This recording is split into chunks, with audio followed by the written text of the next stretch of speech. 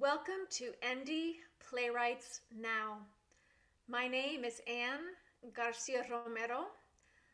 The playwrights tonight created these scenes during my spring 2021 playwriting course through a series of in-class writing exercises, assignments, and workshops.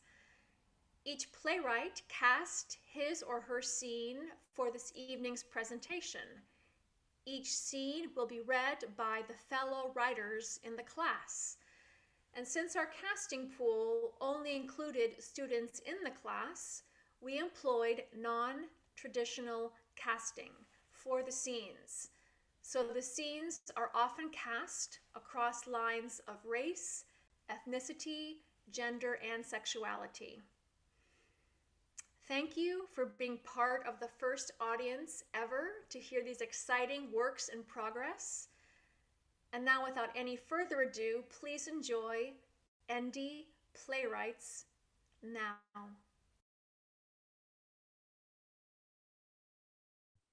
The Worst Thing by Keegan, Wolohan. Characters: Connor, 16, high school student who works as a volunteer leader at a Catholic summer camp. Abigail, 16, high school student who participated in the same Catholic summer camp that Connor worked at. Cathy, 53, Abigail's mom. Setting: 2018, Bay City, Michigan.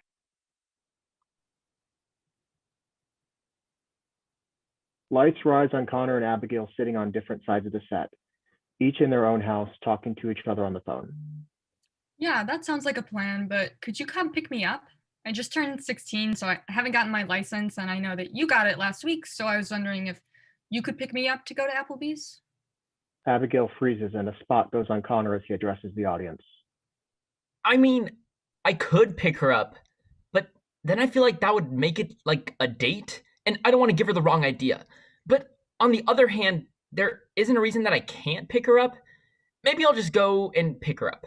But I'll have to make sure that I don't do anything that would make her think it's a date. Lights come up and Abigail unfreezes. It's not a huge problem if you can. I can just ask my mom to drop me off or something. No, I can pick you up. It's basically on the way anyways. I'll be there in a bit. Sounds great. I'll get ready. Lights fade, scene end. Lights rise on Abigail, still in her house, talking to Cathy. Okay, Mom, he's gonna be here soon. Don't scare him. I'm not gonna scare him. I'm just excited to see my little girl finally go on a date with a boy. Please just don't do anything embarrassing. I don't know what you mean. I'm the least embarrassing person I've ever met. Just don't say too much to him. Okay. I won't do anything that might scare him. Lights dim and a spot on Connor, who is entering from stage left. All right, I'm here.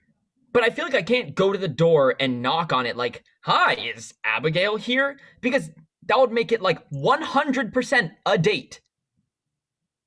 I know. I'll just text her and say that I'm here, then she will come out and we can get going without any awkward meeting her parents or anything. Connor begins texting on the phone. Phone ding. What is it? Connor says that he's here. I'm gonna head out. What? You're just gonna leave? No. He has to come up to the door. It's polite. Mom, it's fine. I'll just go and be back soon. No. Cathy takes the phone from Abigail's hands and talks as she types. Sounds good. Are you gonna come up to the door? LOL. Send. I can't believe that you just did that. Spot on Connor, who has been waiting as his phone dings and he checks it. Can you come up to the door? Oh God, she really wants this to be a date. But what am I supposed to say? No? My legs are broken? I'm afraid of doors? Whatever. I'll just go up and hope that her parents aren't there. Cathy looks out the window. Here he comes. Get ready.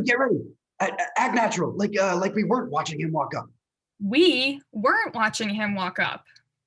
Cathy opens the door as Connor is walking up. Hello! Spotlight on Connor and Cathy, and Abigail freeze.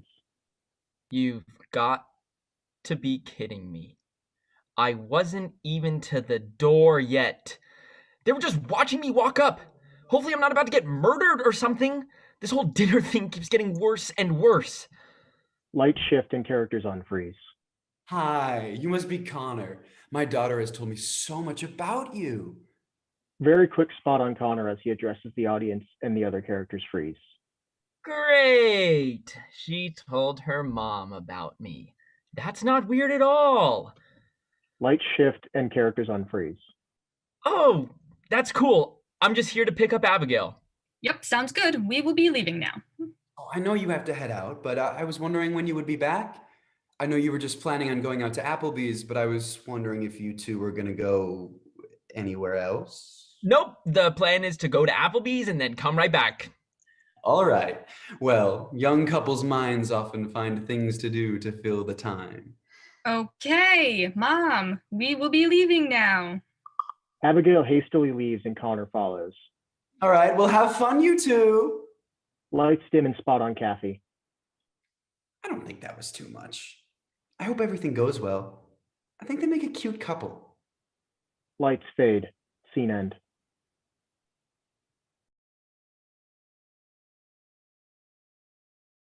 Pies by E&O. Characters: Andrew, 18, a high school student. Shy introvert that is only talkative and open with his close friends. Kenneth, 18, a high school student. Confident, his best friend. Setting: 2020, a pie stand in Lost Hills, California, off the side of Interstate 5.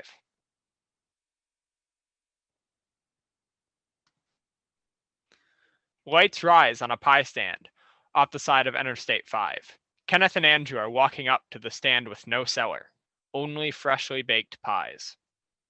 Okay, but what if there's some reality out there that isn't ours? A reality where I'm not hungry? Yup. That would be exquisite. Like, how do you know that what we're living in is real, Dog, I'm just trying to eat something, man. Hello? Kenneth looks around for a vendor that is not there. Hi, just trying to eat something. My name is Andrew. Kenneth looks over the counter and finds pies. He grabs it. Andrew looks around in fear. Dude, what are you doing? Drew, chill. I'll just put money in the box and we're good. Kenneth starts eating the pie. Andrew hesitantly joins him. Oh my gosh, this shit bussin', bro. Probably like 1,200 calories though. I gotta tell Ian. You guys are tracking calories together? Yeah, when summer comes, we're gonna be shredded. Not on that pie, you fat ass. Andrew and Kenneth finish the pie. All right, time to hit the road again if we're gonna make it to the bay by 6. What if I'm already with my bae? Shut up, bro. You're being sus. Kenneth gets up and walks to the trash can to throw away the pie tin. He collapses. Ken, what the fuck? Stop being stupid. Ken, oh my gosh. Andrew walks over to Ken and shakes him. Stop playing, man. Get up. Ken. Andrew falls to the side into a slumber. Lighting becomes darker. It is now nighttime. Ken wakes up and checks the time on his phone.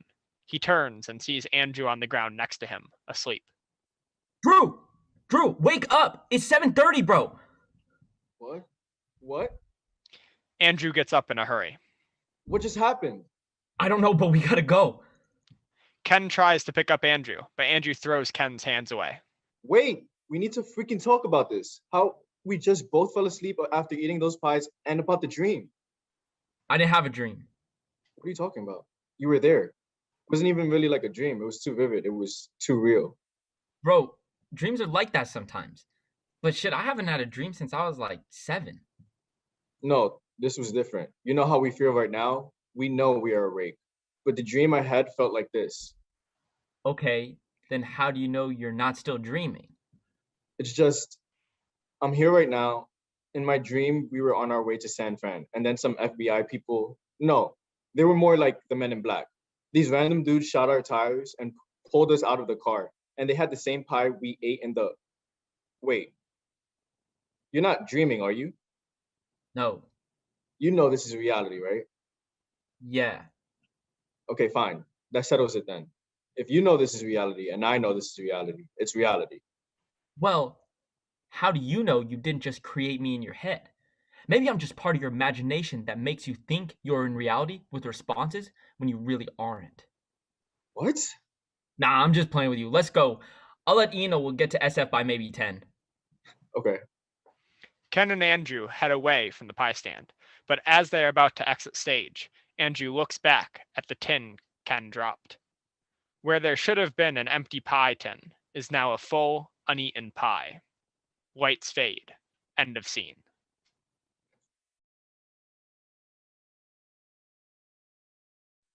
Trees by JP Spoonmore. Characters: Chaves, 33, reflective, nostalgic, arrogant, decisive. Frankie's freshman year roommate. Val, 34, sentimental, emotional. Frankie's roommate sophomore and junior year. Russo, 30, quiet, caring. Was an outcast freshman that Frankie befriended his senior year. Setting: present day, Catholic University campus. Lights rise on a grassy lawn with school buildings in the background. Trees are staged in rows along the fake sidewalk that the characters will walk on. Each tree is different in shape, size, height, and species. Chaves, Val, and Russo wander onto the stage. Chaves leads them forward while Russo holds a map of the campus. Val feels the leaves of each tree as they pass. Chaves goes to the very front of the stage, staring past the stage with his arms out. See, this is a good spot. Our old home is still standing, not a scratch. Chaves then rushes over to the nearest tree. And what a perfect tree for him. This is where Frankie would feed the squirrels, and it's nice and shaded around this corner. What kind of tree is it? That one there is a tulip poplar. It's the state tree. Well, Frankie was from Maryland, so that won't do. Next tree. We could go around the dorm to his senior year room. That one had a nice view of the woods that he used to smoke in. Nah, I was thinking more at the front of the dorm, where I met him our first year as roommates. He used to hold the door for me as I snuck girls and beer in. After he'd hold the door, he'd like to go on walks. He'd like it near the front. Wait a minute, I like this spot. Tulip leaves bloom nice in the spring. It's an older tree, he'd like that. This is where we'd meet him before heading to the dining hall. He'd spent so much money on trail mix for the squirrels that he could only ever eat at the dining hall. Didn't he do that just so he could watch the girls from Draper's suntanning? What? No, he just liked the squirrels. He told me my freshman year he thought they respected him more than people could. That's the saddest thing I've ever. He did kill himself. Did you ever visit his single senior year, Chaves? No, I don't think I did. Wasn't it on the 4th floor? No, I remember it being on the 3rd floor. Second floor. It was second floor. Chaves walks across the stage to look at another tree. What about this tree? The shade is nice and it's the tallest one here. You wouldn't want the tallest one. Besides, it blocks the view from the 2nd floor windows. Isn't that my room from sophomore year? He and I had some good memories that year, but I remember that tree upsetting him about the view. But if he had a connection to the tree, even if it was bad, wouldn't he appreciate we remember that? We should just chop this tree down and put a bench here for him. Don't say that. I like this tree. You like the tree more than Frankie? I say we ask them to cut it down. They can afford it. Come on, Chaves. Let's just stick with the plan. Whose plan? Yours? Picking a tree started when my grandfather came here. This entire plan came from my family. And that's why I say we cut down this tree and put in a bench. We're not cutting down the tree. That's what Frankie told me to get him. Chaves and Val stop looking around the trees to face Russo for the first time. Wait, what? This was his idea the entire time? He sent me a letter the day it happened.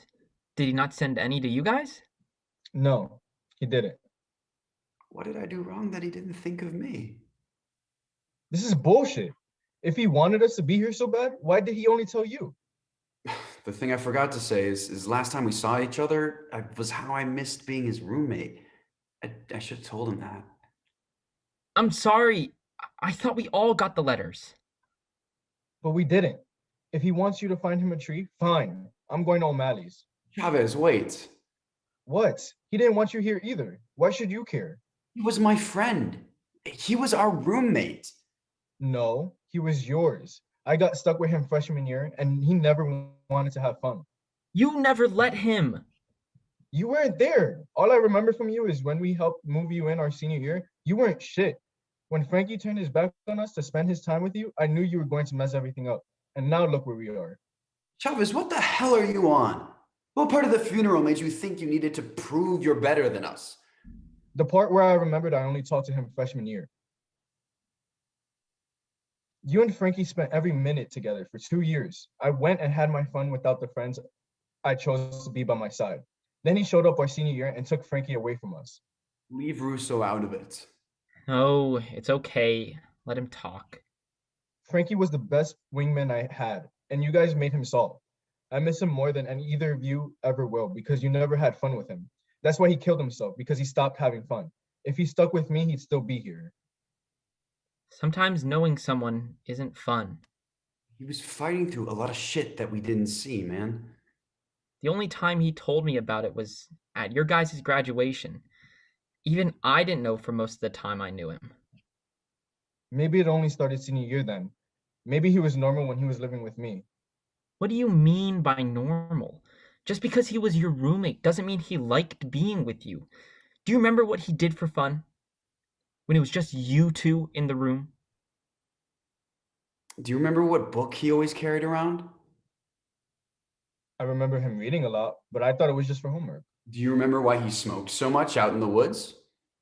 Or why he would take a walk every time you brought some girl into the room? You weren't even there. How would you know, Russo? What he means is that you didn't know Frankie as much as you thought you did. I'm still coming to terms with that, and I think you need to too.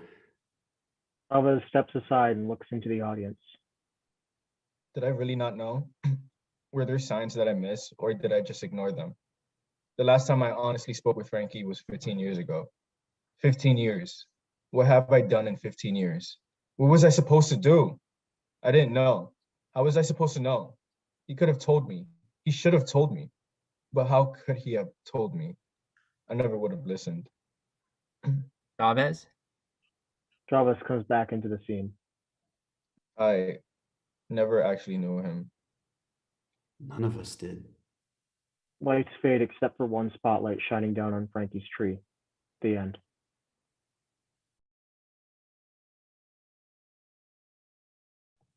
Until Death Do Us Part by Justin George. Characters: Alex, 24, Jamie's boyfriend and later her husband, a serial killer, hot-headed. Jamie, 24, Alex's girlfriend and later his wife, a serial killer, fiercely independent, takes shit from no one. Darryl, 40s, a relationship counselor kidnapped by Alex and Jamie, trying to make the best of a terrible situation.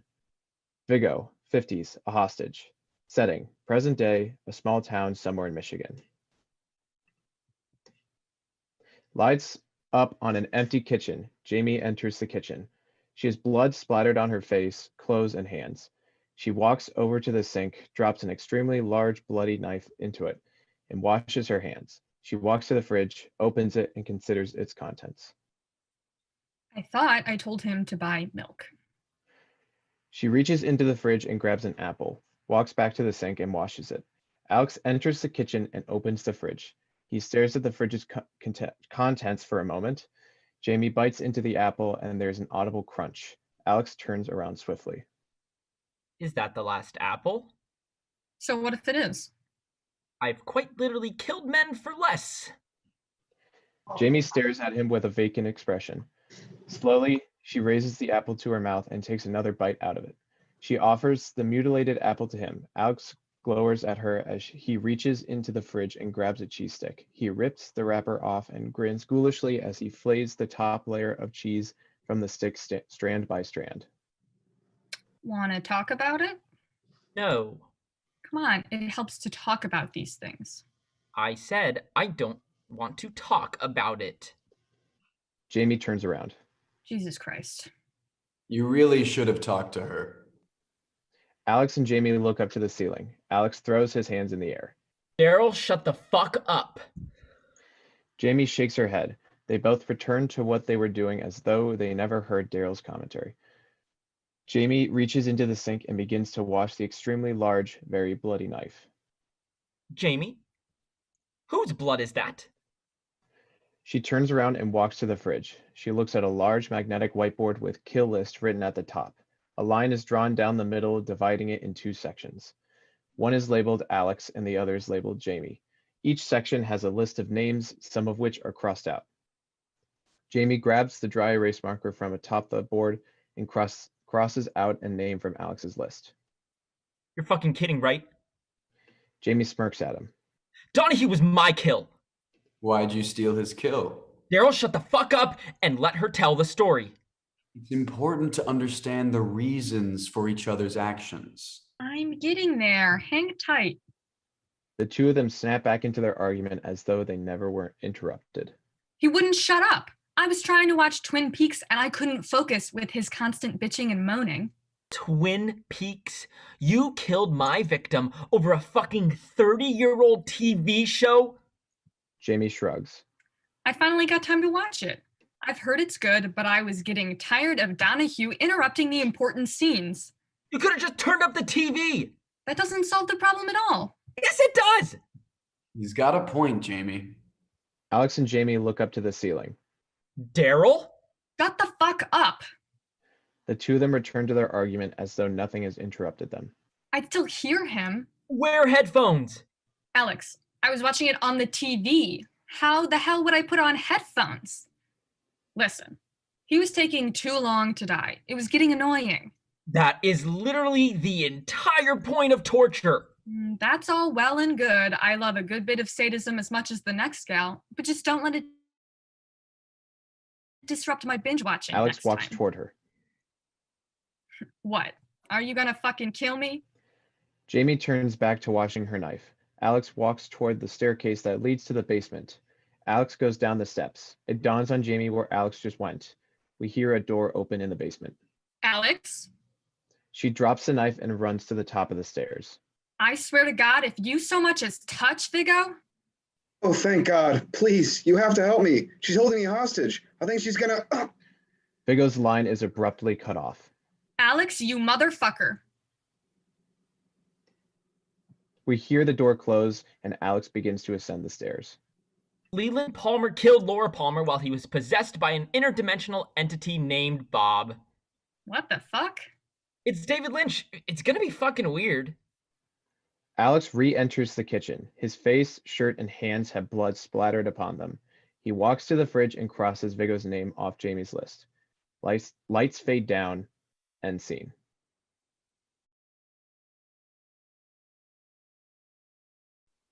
The Whims of a Yearning Heart by Michael Enright. Characters: Betty, she, her, white, 35. Disgruntled housewife who grew up in the Bronx. Laura, she, her, black, 35. Kind and beautiful singer that Betty becomes enamored with. Drunk man, he, him, white, mid-40s, racist man who has had one too many drinks. Setting: 1970, bustling New York City streets of New York City. 1970 dive bar in New York City. Lights rise on Betty standing alone, stage left. She begins her monologue and directly addresses the audience. It all started when I went out for groceries one day. Little Jeremy was asleep in his crib and I discovered we were out of milk. I remember thinking, why not? I got the time. So I grabbed my purse and hurried out the door. The walk to the grocery store was hardly anything special, nor was the experience in the grocery store itself.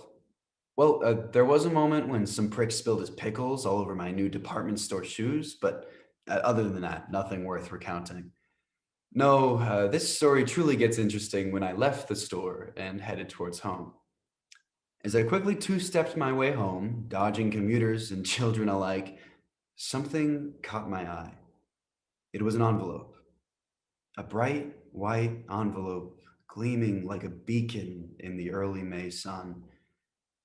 I walked over to it and bent down to pick it up, as any other curious citizen would do. However, before I could stand, a bright pair of blue flats entered my eye line. There she was. The first thing that struck me was her eyes. As I peered up into them, I lost myself in their mesmerizing hazel color. She was slender, but fit. Shoulder-length curly brown hair that almost matched the color of her smooth brown skin. A true vision of beauty. My heart nearly beat out of my own damn chest. The first time I thought I fell in love, I must have been a goddamn moron. This warm feeling was completely new to me. I was so enamored that I nearly passed out. Can you believe that? Me, a conservative Catholic woman, married 10 long years, almost fainting and swooning for a lady, a black lady at that. I couldn't believe myself. But here we are. Now, after getting lost in her looks for damn near a minute, I quickly scrambled to my feet and apologized. She laughed off my apology with a chuckle that could make Jesus weep and introduced herself as Laura. I quickly returned that introduction, and she even complimented my name. This woman could do no wrong. Laura told me that the envelope was hers, a letter addressed to her husband who had been fighting in Vietnam. Feeling oddly dejected after hearing she was taken, I quickly handed back the envelope and stumbled out another lot of apologies. I was weak at the knees and astounded a woman could do this to me. She laughed off my apology again and accepted the envelope, thanking me for my trouble. And as I watched her walk away, I was overcome with the divine inspiration. I had to see this woman again. I couldn't just let her walk away. So I quickly lunged forward and grabbed her arm, stopping her in her tracks. I stammered out an invite to go get drinks while I got lost in her eyes again. She shot me through the heart with a warm smile and accepted to go to my invitation. She gave me her telephone number before gliding away. So that's how we ended up in the bar that night. But before we get there, I need to do something about these clothes. Betty looks disdainfully down at her shabby housewife clothes. An extra or crew member walks up behind her and strips them off, revealing a much nicer sundress underneath. Betty smiles and nods. It's better. Betty turns and walks towards center stage that has been transformed into a classic dive bar. Neon lights, classic 70s music, and some wooden bar stools. Laura emerges from stage right and sits down on a stool next to a table as Betty approaches. I'm sorry I'm so late. Little Jeremy was really giving me a goddamn hard time tonight. Betty sits on a bar stool on the opposite side of the table from Laura. No worries. I have a little one at home too. I understand the pain. Oh, really? Boy or girl? Boy, just turned 2 last week. Well, congratulations to him. But between you and me, young boys are pretty goddamn terrible. Am I right? Laura lets out a chuckle and Betty looks as if she'd swoon again. Betty speaks directly to the audience. That damn laugh again. Kills me every time. Betty turns back to Laura. You got that right. Little Theo is always so noisy. Theo? What a wonderful name. Why, thank you. It was my grandfather's name. Jeremy isn't too bad either. Laura gives a sly grin to Betty and the two share a laugh. So, what is the drink of choice tonight? Club soda, actually. Betty gives Laura a surprised look. I stopped drinking while I was pregnant and never picked the habit back up again. Betty looks apologetically at Laura. I am so sorry. If I'd known, I would have definitely picked a better place to go. Oh, please, don't worry about it. It's not like I'm repulsed by the sight or smell of alcohol. I just choose not to partake. The floor here could be a little less sticky, though. Laura awkwardly unsticks her flat from the floor. Yeah, sorry about that. Betty sheepishly turns to the audience. Drunk man stumbles into the scene from stage right, sloppily dressed with bottle in hand. To compound with her already saintly looks, she doesn't even drink? Good Lord, this woman is incredible. Betty turns back, desperate to change the subject. So, is little Theo talking yet? Laura perks up at the sign of something new to talk about as drunk man begins to stumble, sloppily gulping from a bottle. Why, yes, actually. Although most of it right now is just nonsense. I know my son's going to be something special. Well, with such a great mother, I mean, how could he not be? Where the fuck are all the stools? Drunk man stumbles closer to Betty and Laura's table, taking notice of them for the first time. Is he okay? Oh yeah, don't worry about him. Drunk buffoons stumble in here all the time. Pay him no mind. Hey, lady, can I get that stool for a Drunk minute? man stops speaking when he looks at Laura, his face distorting into a disgusted scowl. Didn't realize they let your folk in here. Lights fade.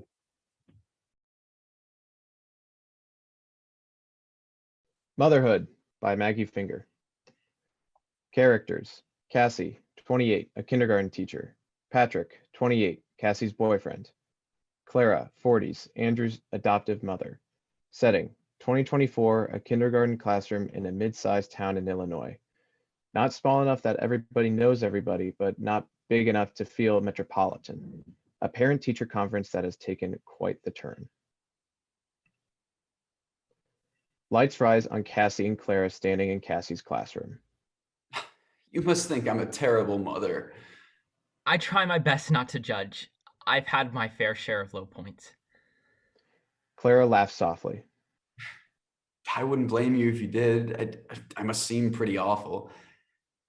I really don't want to mess this up.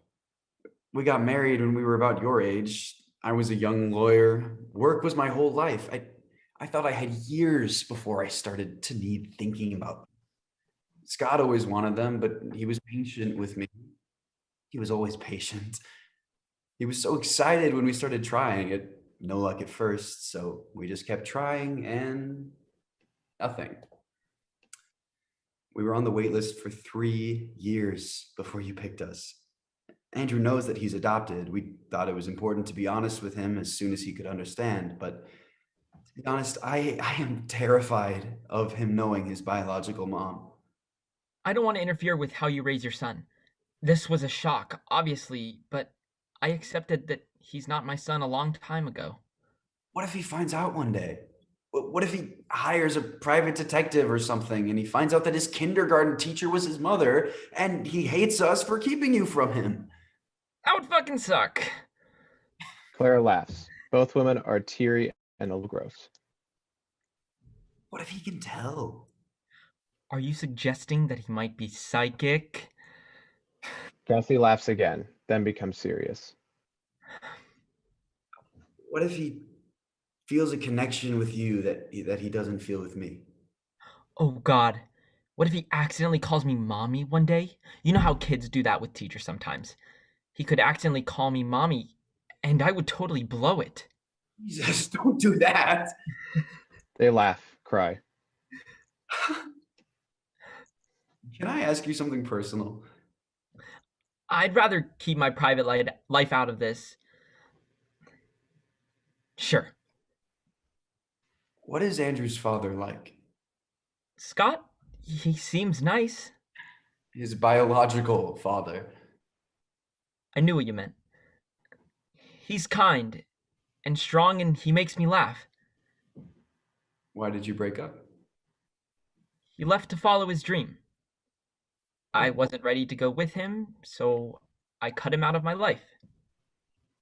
What changed?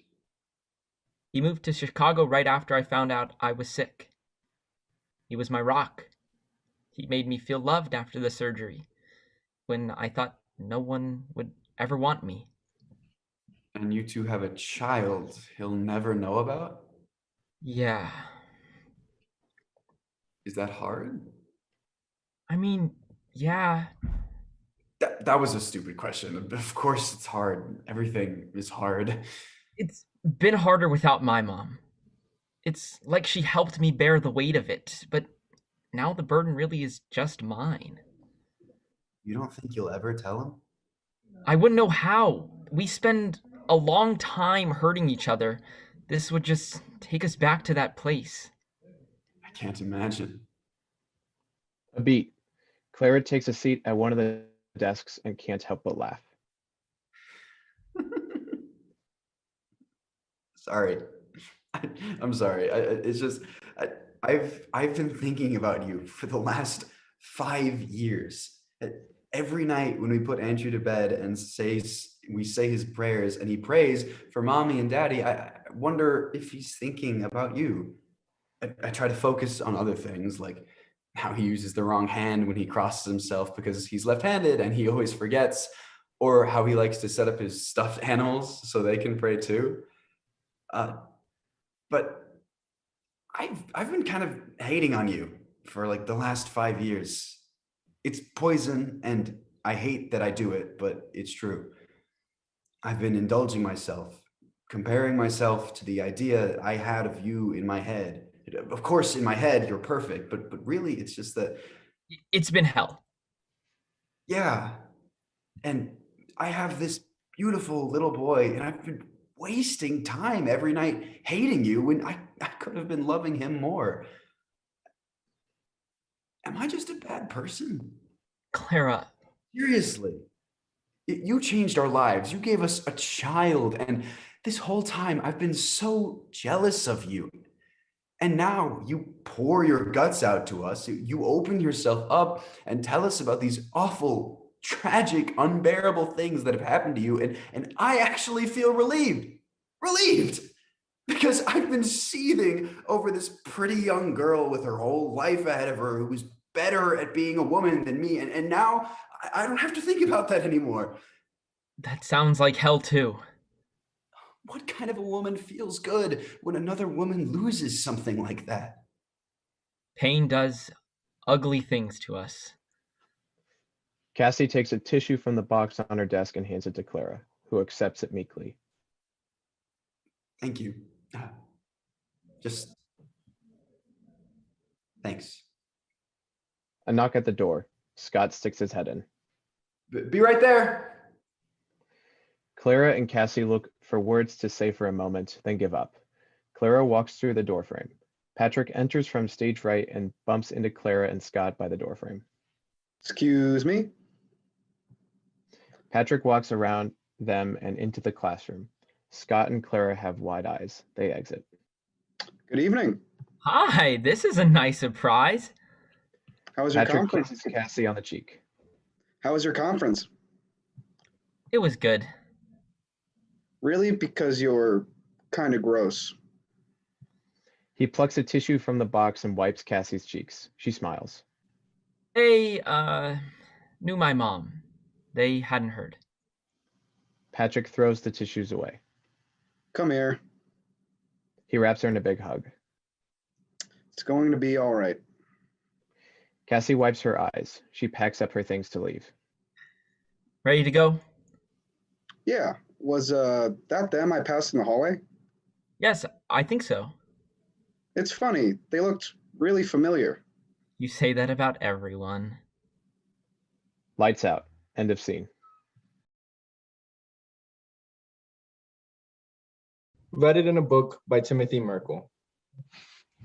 Characters: Lewis, 16, high school student, loves sci-fi. Colt, 16, the class bully, has it out for Lewis. Minho, 18, character in The Maze Runner by James Dashner, hard ass. Taylor, 30, teacher, hates their job, only cares when they really have to.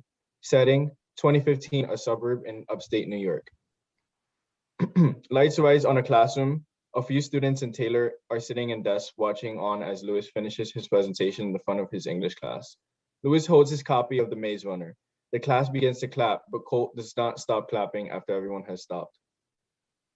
Wow, Lewis. Phenomenal presentation. Must have really taken a lot out of you to do a whole book report about some fantasy book you read with your dad, who, last time I checked, isn't here anymore. What is your problem, Colt? Colt shrugs and leans back in his chair as if he runs the place.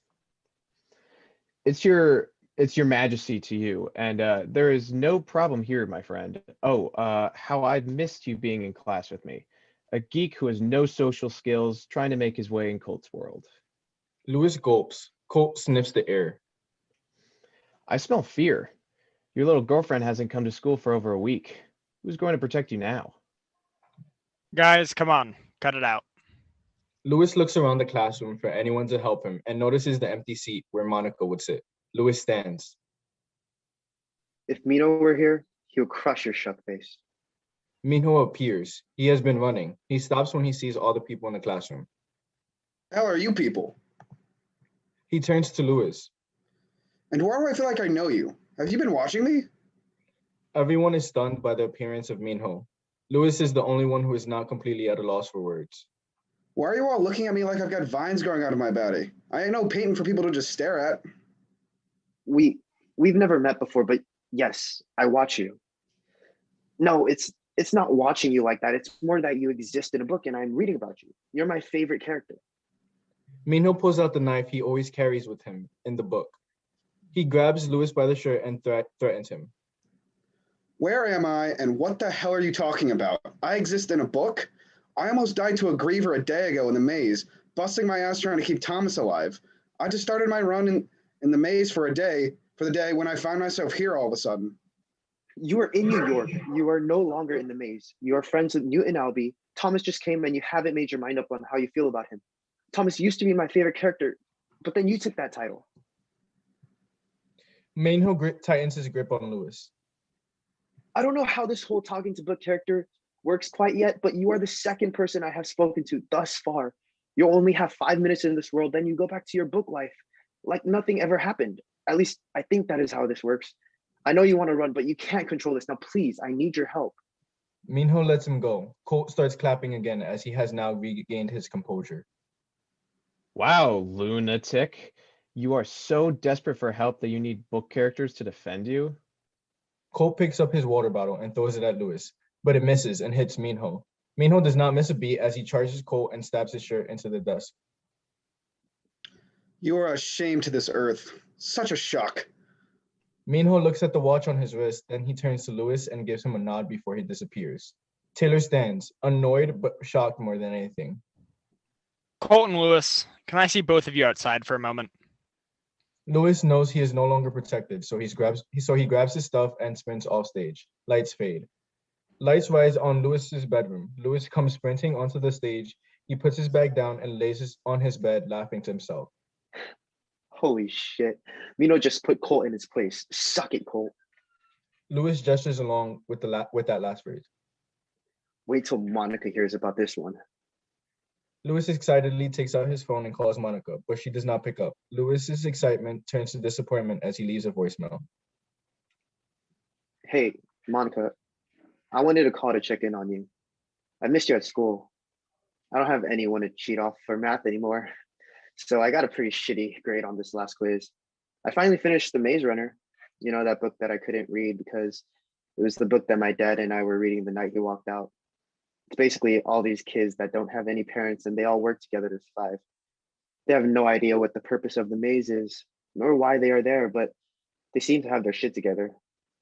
There was this one part where Thomas and Mino almost died to a griever, these terrifying mechanized alien things, but they used their wits to outsmart the creature and beat it. It would have been so cool to be there, better than living my dumb life and no parents. In other news, my mom got me this poster of the first Hobbit movie, and it is sweet. I think I am finally getting a hang of this, bringing characters out of my books and talking to them thing. I don't know if you remember me telling you about this sick new skill that I have because you haven't responded to any of my calls, but yeah, it's pretty cool. I summoned Mino. He's a character from The Maze Runner, and he kicked Colt's ass today. It was definitely the dopest thing that has ever happened in my whole life. I wish you were there to see it. I wish you would call me back or text me. I know I fucked up big time, and I know I say this every time, but I mean it. I miss you so much. I need you. Please come back. I can't go through this again, not with my best friend. Louis hangs up the phone. Well, that was depressing. In the meantime, let's master this new power I got. Louis goes and grabs an assortment of books and puts them on his bed.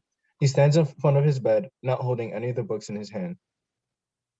Man, it would suck so bad if Gandalf were all of a sudden in my room right now. Louis looks around, waiting for Gandalf to appear, but he never does. He tries again. I wish Ender were here right now to help me with this math homework. Again, nothing happens. Louis grabs the Maze Runner. He begins to inspect the book. What the? Louis begins to flip through the pages of the book. About a centimeter of the bottom of the book has been cut off. He checks Michael Vey and his suspicion is correct. Louis holds both books in his hands. Holy shit. So there is a limit to the times I can pull a character out of a book. I need to warn Michael and Mino.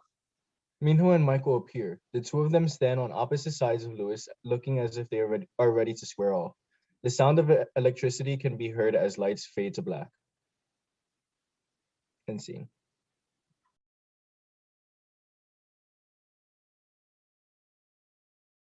Soda by James Cullinane. Characters. Man, 30s, well-dressed, oversharing, undercaring. Lola, 26, both mature and naive, truly attempts to make the most out of life. Setting, present day, a kitchen and various other domestic locations. The stage is in darkness. A man walks out on stage in the dark. We can just barely see his outline as he reaches a small table downstage left. Spotlight on the man. He wears a suit, sharp, clean, but certainly nothing designer. Just respectable enough. In front of him, sitting on the table, is a single bottle of malt whiskey, half full. He picks it up, flicks off the cap, and not so gracefully downs the whole thing before throwing it off stage without a second glance. Cue glass shattering. When I was a kid, He reaches under the table and begins to pull out various ingredients and place them on the table. He continues to talk while doing so. we had this weird doll. Flour, Or not a doll, but more of a puppet? A puppet, yeah. sugar, salt, It had those marionette type strings on it with the little cross thing you use to make it move on the other end. butter, With a long nose and those beady eyes that just kept staring. And sort of a wizard's outfit. At least, I think it was a wizard. baking soda, buttermilk, Yeah, wizard feels right. A creepy wizard puppet doll. one singular egg. And I fucking hated it. Lights shut off on the man and instantly snap on Lola. She wears a red dress and is dancing a tango. She does not know we are here. So what then? What does she think I want? If she thinks she's getting one more call out of me after this, after leaving that fucking note, ha! In the midst of her dancing, Lola meets our eyes for the first time. She is embarrassed, but not ashamed. Like a child caught picking flowers from for her mother out of the neighbor's private garden. Oh, I'm sorry. I thought everyone else had gone home already. Here, I can turn it down if you want. She leans over to tap her phone a couple of times, and the music fades to a subtle background. No, yeah, there's just not usually anyone here on Saturdays, so I just assumed I was alone. I hope I didn't bother you. A pause in which Lola clearly receives an answer. Oh, okay, good. Where are my manners? I'm Lola. She sticks out her hand. Nice to meet you A door closes before she finishes her sentence, and she is left in darkness. Light rise back up on the man. He is mostly the same, but his hair is slightly messier, and he now wears an apron that says, "Grillin' and Drillin'," boldly across the front. It is clearly not his. During the next sequence, he mixes the dry ingredients in a bowl on the front of the table in front of him. I don't think I've ever seen you in that dress before. It looks nice on you. You should wear it more often. Sorry. He pours in the buttermilk, slowly, and then adds the egg. The first time I ever kissed someone, I mean really kissed someone, I told them I loved them right after. He begins mixing all the ingredients together with his bare hands. I wish I could say I was just a dumb kid. I mean, I was 15 for Christ's sake. Who was letting me kiss anybody? I was clearly not ready for that sort of emotional step in my life. But that wasn't it. No, I've made that mistake too many times now to blame it on being a kid. And still, do I regret it? No. Lights back up on Lola, but they do not go down on the man. He continues mixing ingredients. She is still in her red dress dancing, but now she appears to be gardening. There are two things you need to know about tulips before I let you anywhere near a garden. One, they need a lot of sunlight. I'm talking 6+ hours a day. And two, you always have to plant them in groups. The little things would never be able to survive on their own. They need each other. Immediately after this line, whites on the man and Lola change to blue, only for a moment or two. Then they go back to normal. Everyone always thinks roses are the most romantic flower, but it's tulips that bind the deepest love. Tulips, tulips, tulips, tulips. She remembers. Roses are skin deep. Tulips have strong roots. They intertwine, wrap themselves up in each other, and hold on for dear life. That's why they need to grow together. Lights out on Lola, and our attention is drawn back to the man as he transfers the now dough from the bowl into a baking tray.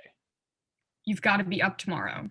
You've got to be awake and functioning, doing things, seeing people, doing things for people, and doing people for things. He pulls out a very small, sharp blade from his pocket and scores the dough. The key is in the texture. You can't know for sure any other way. You need touch. You need love. You need hands laid bare at the altar. To be had and to be held. You need. The sound of an oven from behind, as he bends down to put the tray in the oven. You know, the thing I forgot to say is... Lights out on the man. Back to Lola. She is still in the red dress, although it now has rips and tears across the front and back. Lola's hair is messed up and her face is dirty. She sits on a bed, breathing heavily, rocking back and forth, repeating, I never loved you. I never loved you. I never loved you. I never, never, never, never. Whites fade. End of scene.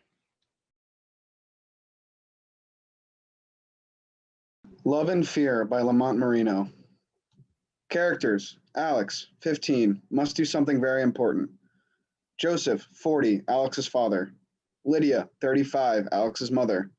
Michael, 22 at time of death, Alex's dead brother. Setting: 2025, apartment in Queens, New York City. Lights rise on a kitchen table where Alex, her dad, and her mom are sitting. Am I proud of him?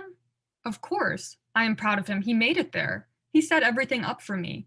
He showed me it was possible, even though, looking back, he worked so hard to have his life cut short with an unjust system. Ain't that some shit? The hood. People like to claim the hood as a place to fear. Fuck that. It's feared because the people here are forgotten about.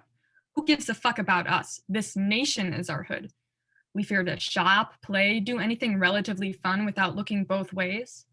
I don't know about y'all, but in my hood, I ate some good-ass pizza from Sal's near Queensboro Plaza and that park on Steinway where Michael and I used to do pull-ups on the monkey bars.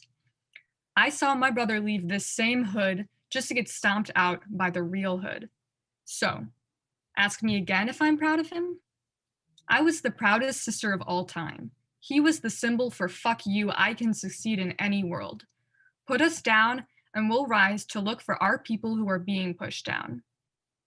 It was supposed to be him here, but now it's my turn. And big bro, I'm about to fuck shit up, just like I do when I tear that pizza up. I'm not your big bro. I'm your dad. Dad, you get what I mean. Didn't you just ask for my opinion? There it is, unfiltered. You sound exactly like your mom. What's wrong with that? Nothing. You know I love you. Well, Miha, your dad doesn't realize how lucky he is with a wife like me. Do you want to tell your dad what you had planned to tell him today? Dad, after Michael died, you disappeared on us emotionally. You just went to work and came back to sleep, and then you would repeat that. We are all struggling, but I am your daughter, and I especially need your support right now. I'm sorry, Alex. I just lost my son, and if I lose my daughter, I don't know what I will do. I know, Dad, but you gotta see my side too. I am your daughter, and all my memories of you with Michael at this age are so happy. You even paid for him to go on dates. Nope, no, no boyfriends until you're out of this house. You can go hang out at Times Square or that park in Woodhaven or Central Park, but I am not meeting any of them, nor are they allowed in here. First off, that's not fair. You let him have a girlfriend by the age of 12. That's different. You're my little girl. Wow, Dad, your sexist tendencies are showing. But that just made my transition so much easier. It's kind of big. I told Mom, and she now knows that I'm gay. First off, I'm the biggest feminist man I know, and gay? Who have you told about this? Why? Because I can't have people knowing. Babe! You never let me finish. You always think I'm that cold. I can't have people knowing before me. Let's throw this huge party as you're coming out. Dad, chill. I'm just playing. Thank you for telling me. I love you, baby girl. And I'll meet any lover of yours that you want me to meet. I'll even give you money to head out to the strip club, but only after you turn 18. Whoa, chill, Dad. I don't need that much support. I'll go with you, since your dad would be the awkward one. They all laugh. No, guys, I'm good. Thank you for standing behind me. I wish my brother was here. I miss him. He's watching over us, and he knows how great of a person you're turning out to be. He knows what you just did was super important. You're my baby girl, and I want you to know that there is no need to ever hide anything from me, nor is there ever a reason to think that we're going to love you any less.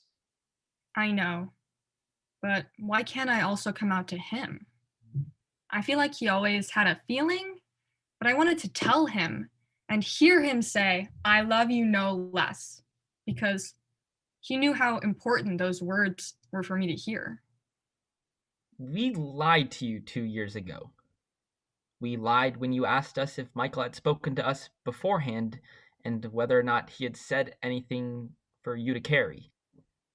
What do you mean, Dad? We never showed you this letter that your brother left for you. He specifically told us to wait until you were ready emotionally. He felt his death coming and decided to just have them ready just in case.